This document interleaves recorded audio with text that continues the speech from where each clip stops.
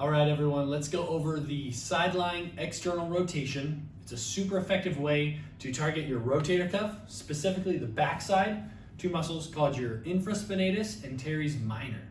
The purpose of those muscles, again, is to keep that ball sucked into the socket so that your powerful deltoid muscles or lats or pecs, whatever exercise you're doing, those guys can move your arm while your rotator cuff keeps the ball and socket together and locked in. Alrighty? Super simple way to do this. You lie on your side, hence the word or the name Sidelying. If you have a pillow, great. If not, just tuck your head so your spine can stay pretty lined up.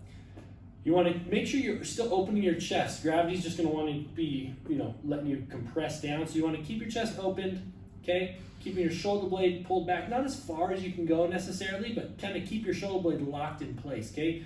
As you rotate up, what I see a lot is the ball part of the shoulder right here in the front starts to dip forward, okay? We get that a lot during presses and different things. Puts a lot of pressure on the biceps tendon and rotator cuff on the front. We're trying to get the back side, okay? So you want to kind of keep that open. So think about space for your chest opening, like your Superman, opening up, elbows by your side. You're not letting it come back or backwards or out, okay? So you're going to lock it in. And you can see as you do that, it wants to almost open up that arm here. And then you're just going to externally rotate. And you don't have to go full range. What I notice is a lot of times when people go all the way up, they start getting some irritation and start rolling and stuff. So just start by your belly button, okay? Externally rotate, pause, do a little pause set, and slowly coming down, okay? One more time, externally rotate, keeping that pressure from pulling back on there. You don't want a lot of pressure coming forward. You want all the tension in the back side of the shoulder. Hold, pause, and slowly come back down, okay? Let me do it on this side so that you can see the back of the scap, okay?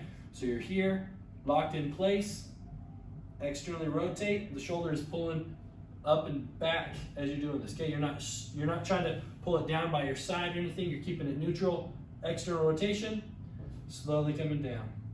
External rotation, slowly coming down. Should feel this cross that kind of backside of that shoulder blade.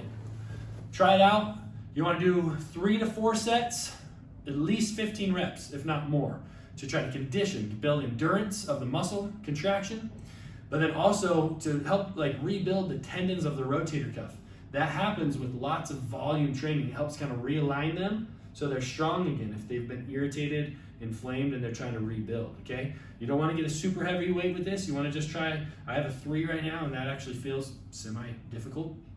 You don't want to get like a 10 or anything. Even a 5 sometimes is too much. So less weight, more reps, knock it out, see how you feel. Try it every few days, every 2 days or so, 3 days. You don't need to do it every day necessarily, unless you really are feeling a shoulder issue. And then try it out every day, a little bit every day, and see if you can kind of build up that tolerance. So then you can start loading more, okay? If you have questions, hit us up, afigym.com.